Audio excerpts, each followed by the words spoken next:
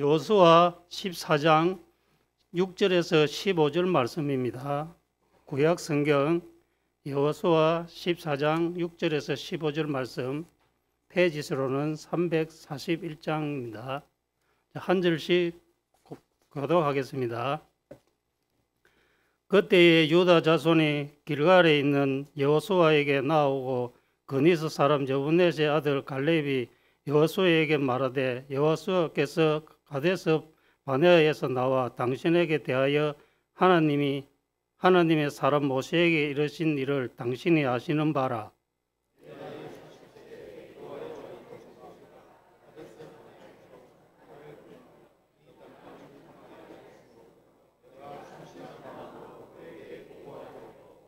나와 함께 올라갔던 내 형제들은 백성을 간담을 놓게 하였으나 나는 내 하나님 여호와께 충성하였으므로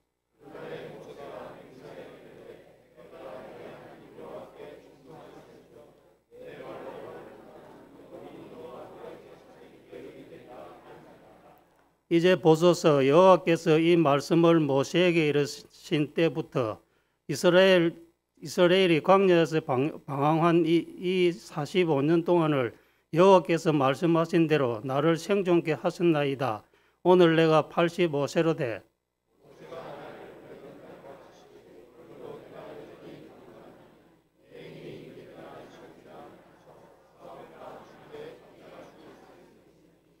그날에 여호와께서 말씀하신 이 산지를 지금 내게 주소서.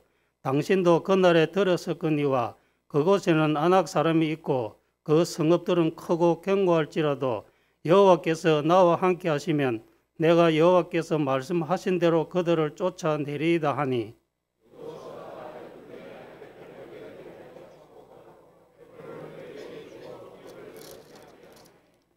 헤브론이 그니스 사람 여분넷의 아들 갈렙의 기업이 들어 오늘날까지 이르렀으니 이는 그가 이스라엘의 하나님 여호와를 온전히 쫓았음이로라.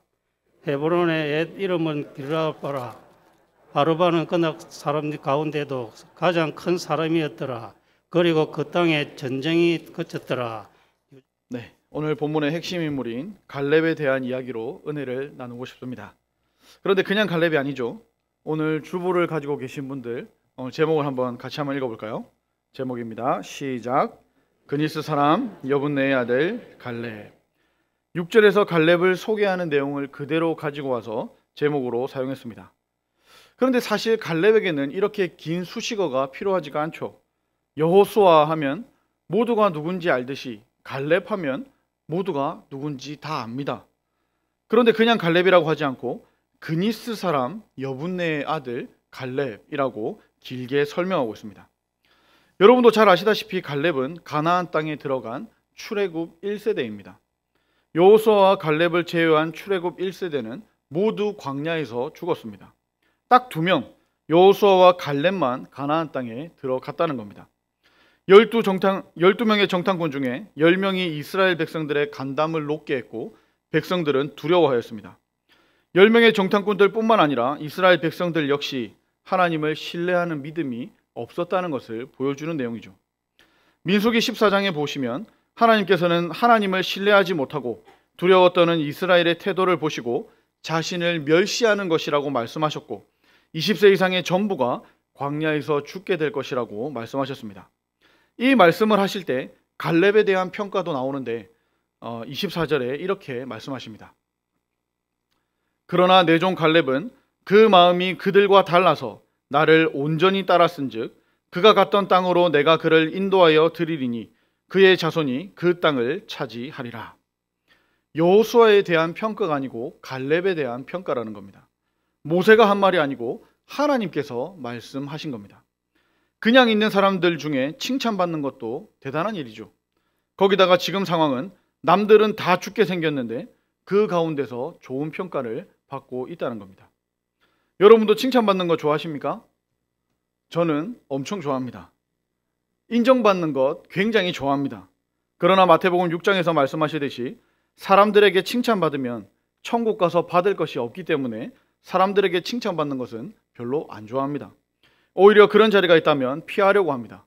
관심이 거기에 있지 않기 때문에 있습니다. 그렇지만 하나님께 인정받고 칭찬받는 것에는 관심이 많습니다. 관심이 아주 많고 굉장히 많습니다. 어떻게 하면 하나님께서 인정해 주시는지, 어떻게 살면 하나님께서 칭찬해 주시는지 관심이 매우 많습니다.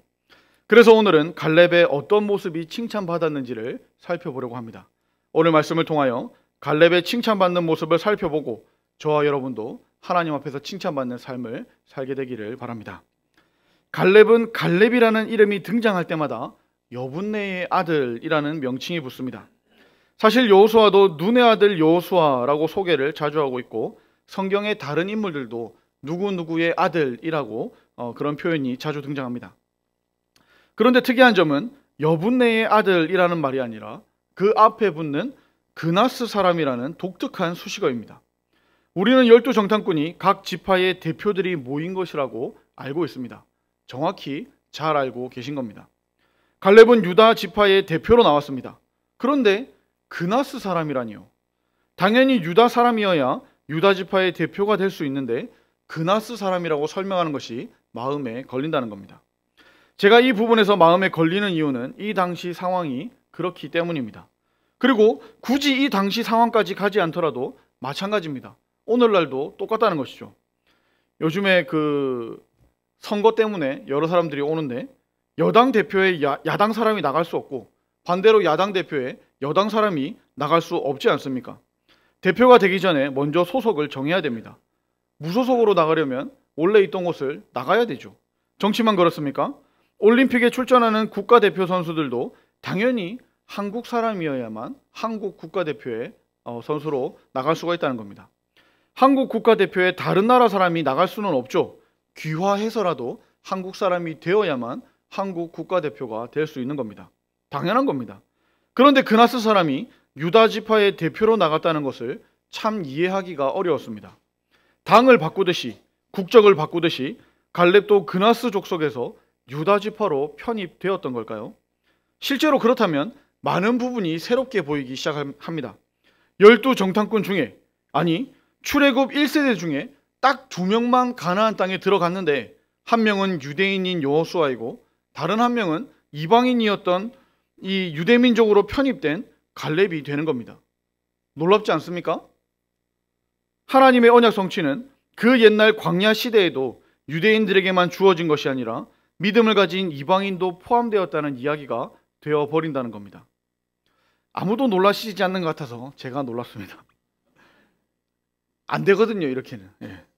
구약 시대에는 이스라엘 사람이 아닌 이방인은 이스라엘 사람들이 사람 취급을 하지 않았습니다.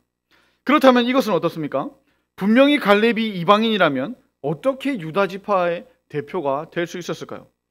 유다 지파에는 인물이 그렇게 없었을까요? 아니면 갈렙의 신앙이 그 모든 사람을 뛰어넘는 이 유다 정통 그 사람들보다 더 뛰어나서 그랬던 걸까요? 아니면 정탐은 어렵고 위험한 일이기에 이 정통 유다 지파 사람이 아닌 다른 이방인인 갈렙을 내세웠던 걸까요? 실제로 성경을 연구하는 많은 학자들 중에는 갈렙이 이방인이었다라고 해석하는 학자들이 많습니다. 예수님의 족보에 라합이나 룻 등 다른 이방 여인이 포함된 것을 그 근거로 든다는 것이죠. 맞는 말이며 근거도 성경적이고 타당하며 이방인인 우리에게는 더 큰 은혜로 다가오는 해석이 분명합니다. 갈렙을 설명하는 그니스는 창세기 15장 19절에서 가나안에서 쫓아낼 족속 중 하나로 등장을 하죠. 그런 이방인인 갈렙이 유다 지파로 편입이 되었다는 이야기가 되는 겁니다. 이방인을 유대민족 중 하나로 받아주는 것도 감사한 일인데 유다 지파의 대표가 된 것은 굉장히 놀라운 일이라는 겁니다. 마치 하나님의 은혜가 흘러넘쳐서 갈렙과 유대민족으로 편입된 그나스 사람들과 오늘날 우리에게까지 임하는 것처럼 느껴집니다. 이방인, 즉 낮고 천한 자를 높고 귀하게 세워주심에 우리는 큰 위로를 얻게 된다는 거죠. 특히 이스라엘 첫 번째 사사인 온니엘을 보면 더욱 그렇습니다. 사사기 3장 9절을 보시겠습니다.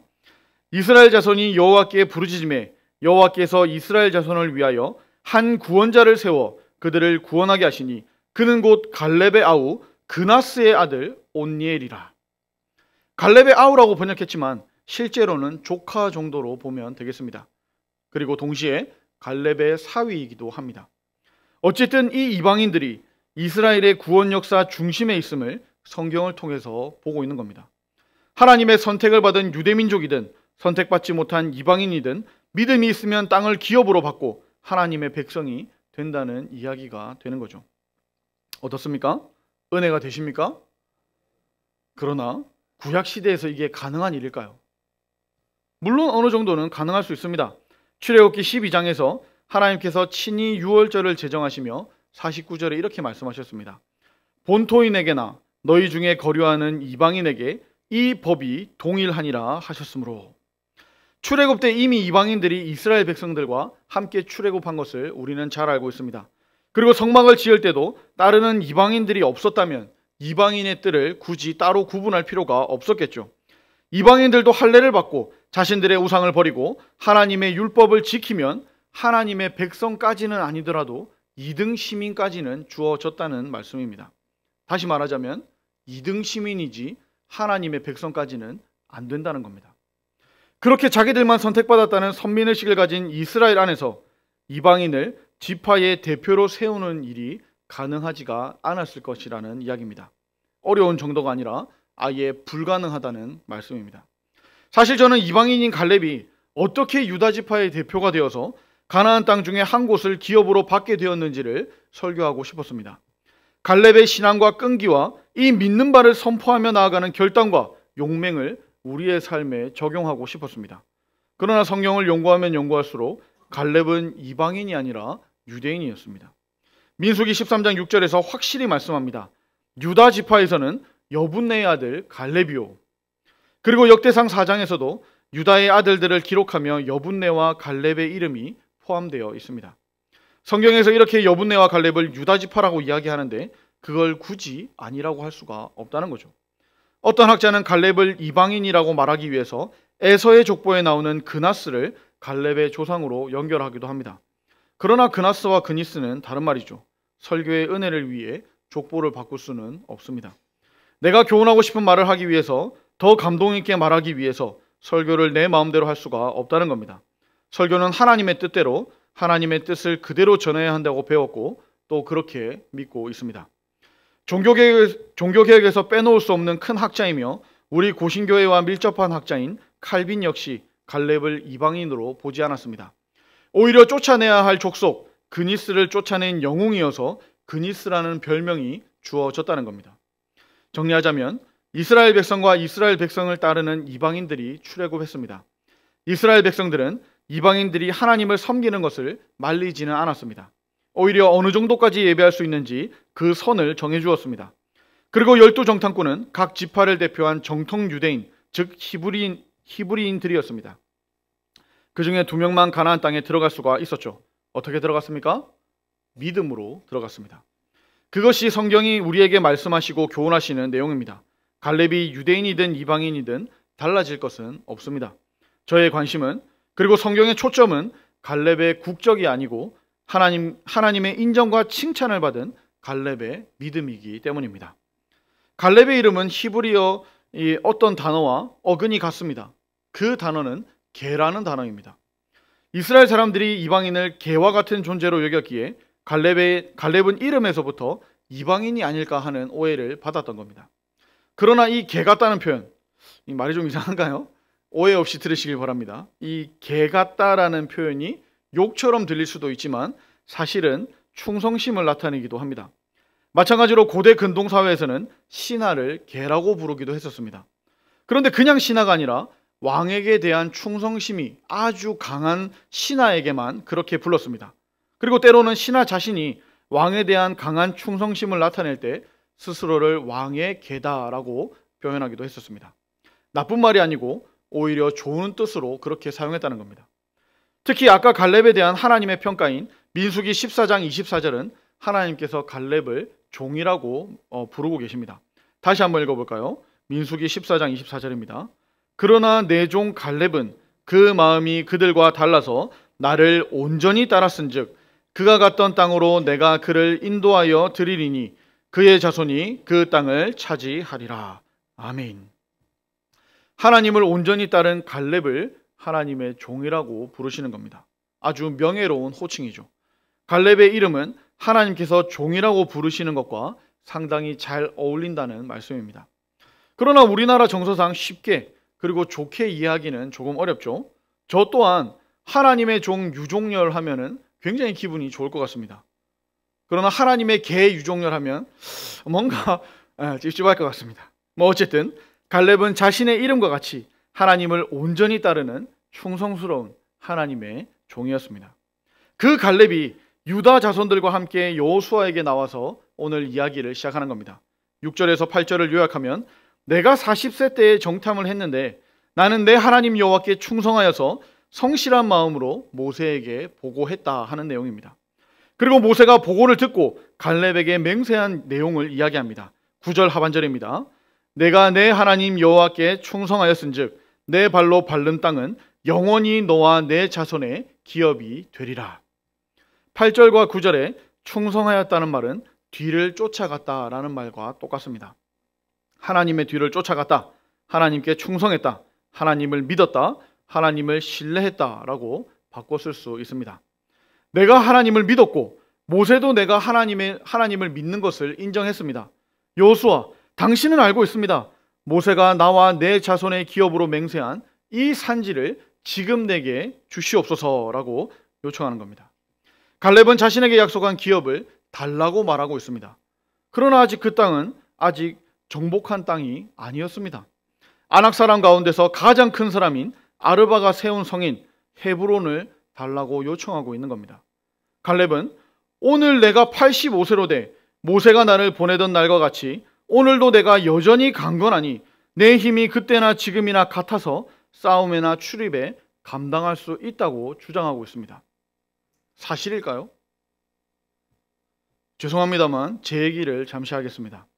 올해 2024년이니 벌써 20년이 가까이 된 것 같습니다. 제가 22살 때 중사가 되었습니다. 그때와 지금을 비교하면 같을까요? 상상이 안 가시나요? 대답에 도움을 위해서 사진을 한 장 보시겠습니다. 네, 22살 때입니다. 넘겨주시겠습니까? 최근입니다. 같은 사람으로 보이십니까? 네, 제 눈에도 전혀 다른 사람으로 보입니다. 실제로도 여러 가지가 많이 달라졌죠. 네. 사진을 내려주셔도 되겠습니다. 다시 우리 갈렙으로 돌아가서 20년 정도가 아니라 그 2배가 넘는 45년이라는 세월이 흘렀습니다. 사람이 아무리 자기 관리를 잘해도 45년 전과 45년이 지난 지금이 똑같을 수는 없을 겁니다. 갈렙도 천하무적인 사람이 아니죠. 그렇다면 지금 갈렙이 거짓말을 하고 있을까요? 저는 그렇게 생각하지 않습니다. 갈렙은 지금 진실을 말하고 있습니다. 근육의 힘이나 손발의 빠르기를 말하고 있는 것이 아니라 자신의 믿음을 말하고 있기 때문입니다. 우리 믿음을 적용해서 다시 갈렙의 요구를 말해보겠습니다. 오늘 내가 85세로 돼 모세가 나를 보내던 날과 같이 오늘도 내가 여전히 믿음에 있어서 강건합니다. 내 믿음의 힘이 그때나 지금이나 똑같습니다. 그래서 싸울 때에도 믿음으로, 나아감에도 믿음으로, 들어옴에도 믿음으로 모든 것을 감당할 수 있습니다. 맞는 말이죠. 전쟁은 하나님께 속한 것이므로 나의 신체, 나의 무기, 나의 갑옷, 우리 편의 숫자, 또 얼마나 우리가 잘 훈련되어 있는가가 좌우하지 않는다는 겁니다. 하나님의 일을 할 때 메뚜기와 같은 나의 처지를 보지 말고 아낙 사람들도 바보로 볼 수 있는 믿음이 필요하다는 겁니다. 이 믿음이 갈렙에게는 있었습니다. 45년 전에 정탐을 할 때나 45년이 지난 지금도 그 믿음을 그대로 가지고 있었다는 이야기며 이것이 갈렙의 신앙 고백이었다는 겁니다. 여러분도 갈렙과 같이 하나님께 인정받고 칭찬받고 싶으시다면 적어도 이 정도 믿음은 가지고 있어야 하지 않겠습니까? 옛날에는 했는데 지금은 안 돼. 지금은 못해가 아니라 옛날에 나와 함께 하신 하나님께서 오늘도 나와 함께 하시니까 가능해 라고 고백해야 되지 않겠습니까? 내 상황은 내가 봐도 메뚜기입니다. 그래도 그런 마음이 들 때 눈을 들어 메뚜기 같은 이스라엘을 도우신 하나님을 볼 수 있기를 바랍니다. 갈렙은 계속해서 12절 하반절에 여호와께서 나와 함께 하시면 내가 여호와께서 말씀하신 대로 그들을 쫓아내리이다 라고 이야기합니다. 아니 방금 그렇게 큰 믿음을 가졌다고 했는데 여호와께서 나와 함께 하시면이라고 하나님이 나와 함께 하실 수도 있고 아닐 수도 있다는 것처럼 말하는 이유는 무엇일까요? 사실 히브리어 단어를 우리나라 말로 완벽하게 번역하기가 애매해서 그렇습니다. 이 단어는 보통 의심이나 가정을 나타냅니다. 그래서 함께 하신다면 쫓아내리다라고 우리나라 말 성경에서 그렇게 번역하고 있는 겁니다. 틀린 번역은 아닙니다. 그러나 번역과 원어 사이에는 그 느낌에 있어서 조금 차이가 있습니다.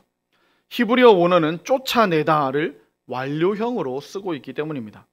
미래에 쫓아낼 것입니다 라고 말할 것이 아니라 이미 쫓아낸 것과 같습니다 라고 말했다는 겁니다.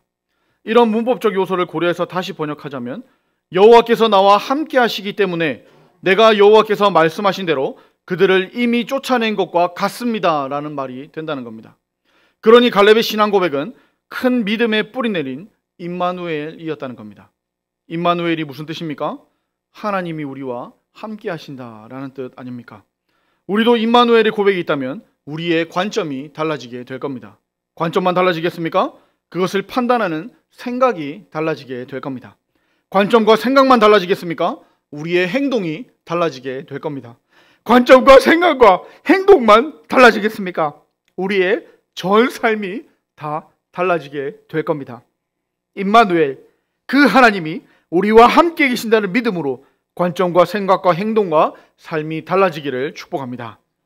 14절에 익숙한 표현이 한 번 더 등장하죠. 14절입니다. 헤브론이 그니스 사람 여분네의 아들 갈렙의 기업이 되어 오늘까지 이르렀으니 이는 그가 이스라엘 하나님 여호와를 온전히 쫓았음이라. 아멘. 8절에 갈렙이 스스로 나는 하나님의 뒤를 쫓았다라고 고백했습니다.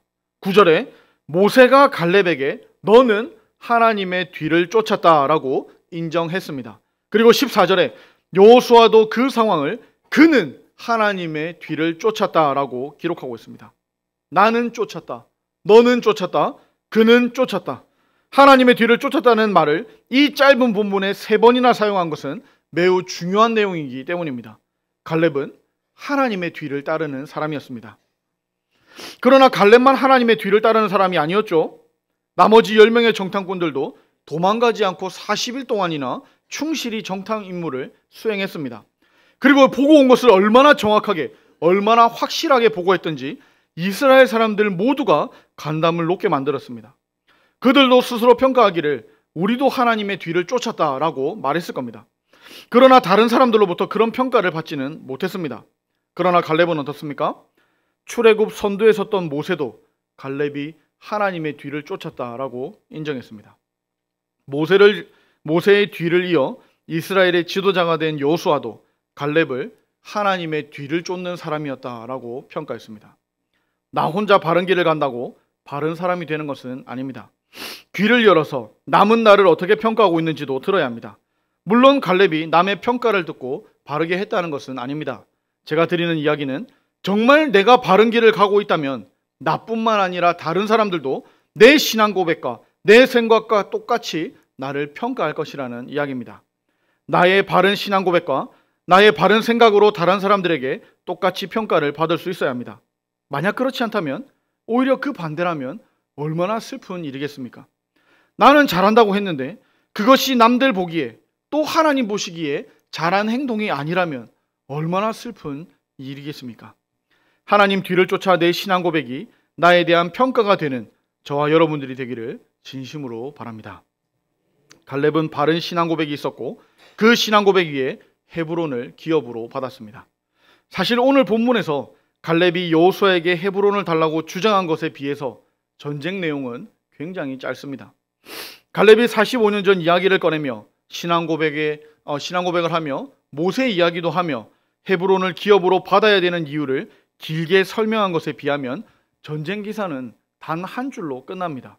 15절 끝에 그 땅의 전쟁이 그쳤더라로 간단하게 기록하고 그냥 넘어갑니다. 그러나 이 전쟁이 쉬운 전쟁이 아니었음을 우리는 알 수 있습니다. 아낙 사람 가운데서도 가장 큰 사람인 아르바가 세운 성이기 때문입니다. 아마 예상하기로는 가나안 정복 전쟁 중에서도 손에 꼽히는 아주 어려운 전쟁 중에 하나였을 겁니다. 그러나 성경은 전쟁의 내용에는 별 관심이 없습니다. 전쟁의 치열함보다 오히려 전쟁에 임하는 마음가짐에 더 큰 초점을 두고 있습니다. 갈렙이 하나님의 약속을 믿음으로 붙잡고 전쟁에 나아가서 이겼다는 것을 강조합니다. 전쟁은 칼도 아니고 힘도 아니고 믿음으로 하는 것이라고 말씀하시며 오늘 우리에게 교훈하시는 겁니다.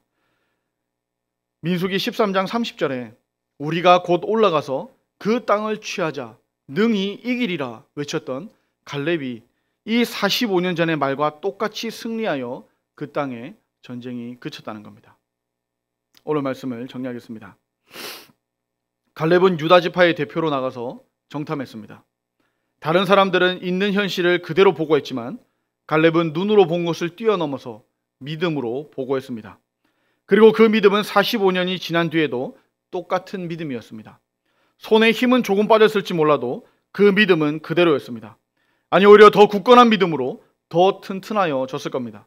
그 믿음으로 전쟁에서 아낙 사람들을 이기고 그 믿음으로 헤브론을 기업으로 받았습니다. 그 믿음은 갈렙에게 내 발로 밟는 땅을 기업으로 주시겠다는 하나님의 약속에 근거한 믿음이었습니다. 갈렙이 그 믿음을 가질 수 있었던 것은 하나님께서 약속에 신실하게 응답하시는 분이시기 때문입니다. 갈렙에게 약속하신 것을 약속하신 대로 이루신 하나님께서 저와 여러분들에게도 약속한 것이 하나 있습니다. 갈렙에게는 가나안 땅을 약속하셨지만 우리에게는 새 하늘과 새 땅을 약속하셨습니다. 이미 한번 예수님께서 첫 번째 크리스마스로 이 땅에 오셔서 우리를 위해 십자가에서 죽으셨고 우리를 위해 부활하셨고 하늘로 승천하셨습니다. 하늘로 올라가시고 끝이 아니죠. 이제 곧 다시 오실 겁니다. 이 약속의 사이에 사는 우리는 어떻게 살아야 하겠습니까? 갈렙은 약속을 믿고 그 믿음으로 전쟁에 나아갔습니다. 우리도 우리에게 주신 약속을 믿고 그 믿음으로 세상을 이기며 살아야 합니다. 요한은 요한일서 5장 4절에 이렇게 선포합니다. 무릇 하나님께로부터 난 자마다 세상을 이기느니라. 세상을 이기는 승리는 이것이니 우리의 믿음이니라. 아멘. 우리는 갈렙의 45년보다 더 큰 세월을, 더 긴 세월을 기다려야 될지도 모릅니다. 이미 45년보다 더 오래 기다리신 분도 계시고 앞으로 언제가 될지 모르는 시간을 우리는 더 기다려야 합니다. 그러나 우리는 전쟁을 하기도 전에 이미 그들을 쫓아낸 것과 같다라는 믿음처럼 이미 천국이 임한 것처럼 기다릴 수가 있습니다. 성경을 통해 하나님께서 약속에 신실하게 응답하시는 분이시라는 사실을 듣고 배웠기 때문입니다. 이미 천국이 임한 것 같이 기다리는 믿음으로 천국을 기업으로 받는 저와 여러분들이 되기를 축복합니다. 우리 말씀을 기억하며 함께 기도하도록 하겠습니다. 우리의 남은 삶을 두고 함께 기도했으면 좋겠습니다. 첫째로 언약에 신실하신 하나님께 감사하시며 하나님께 영광 돌리시기를 바랍니다. 두 번째로 날이 갈수록 힘은 약해져도 믿음은 약해지지 않도록 간구합시다. 세 번째로 하나님께서 우리에게 약속하신 하늘나라에 그 합당한 사람으로 살게 해달라고 그 하늘나라 시민으로 이 땅을 살게 하옵소서. 그렇게 기도합시다. 이런 기도 제목으로 말씀을 기억하며 주여 한번 부르고 기도하도록 하겠습니다. 주여! 아버지 하나님 감사합니다. 우리에게 약속을 주시고 그 언약에 신실하신 하나님을 보여주시니 감사합니다. 하나님 우리를 붙잡아 주시옵소서. 그 약속을 붙잡는 믿음을 허락하여 주시옵소서. 그래서 우리가 다른 것은 없을지라도 시간이 가고 정말 세월이 갈수록 힘은 더 약해질지 몰라도 우리의 믿음은 더욱더 강해질 수 있도록 도와주시옵소서. 이 약속을 믿는 그 믿음이 더욱더 강해질 수 있도록 도와주시옵소서. 우리를 붙잡아 주셔서 우리가 정말 이미 우리가 하늘나라를 사는 시민과 같이 천국 시민과 같이 우리가 살아갈 수 있도록 도와주시옵소서. 하나님 우리를 붙잡아 주시기를 원합니다. 우리를 붙잡아 주시기를 원합니다. 하나님 세상의 흐름에 휘둘리지 않고 아버지 이 세상을 믿음으로 이기며 살아갈 수 있도록 도와주시옵소서. 아버지 더 큰 믿음 허락하여 주셔서 우리가 이 믿음으로 승리하며 나아갈 수 있도록 도와주시옵소서. 아버지 우리가 또 세상으로 나아갑니다. 우리의 마음을 붙잡아 주시고 믿음을 붙잡아 주셔서 하나님 주신 약속을 믿고 이 약속으로 우리가 승리하며 살아갈 수 있도록 오늘도 내일도 이번 한 주간도 우리를 붙잡아 주시옵소서. 우리와 동행하여 주시옵소서. 임마누엘 하나님을 경험하는 우리의 삶이 되게 하여 주시옵소서. 아버지 하나님 감사합니다. 죄에 빠진 우리를 죄에서 건져주셨을 뿐만 아니라 하늘나라까지 약속하여 주심에 감사를 드립니다. 우리는 연약하여 넘어지고 또 넘어지지만 굳건한 하나님의 약속을 붙잡고 하루하루 이겨내게 도와주시옵소서. 하나님을 따르며 하나님을 예배하길 원합니다. 45년만이 아니라 평생을 그렇게 살기를 원합니다. 내 원대로 내 다짐대로는 불가능하오니 하나님 도와주셔서 내 믿음대로 살고 내 믿음 그대로 평가받는 삶을 살게 하여 주시옵소서. 전쟁은 하나님께 속하였으니 내 앞길 멀고 험해도 오직 주님만 따라가며 살기를 원합니다. 우리와 함께하여 주시옵소서. 죽음을 깨고 승리하신 예수님의 이름으로 기도합니다. 아멘.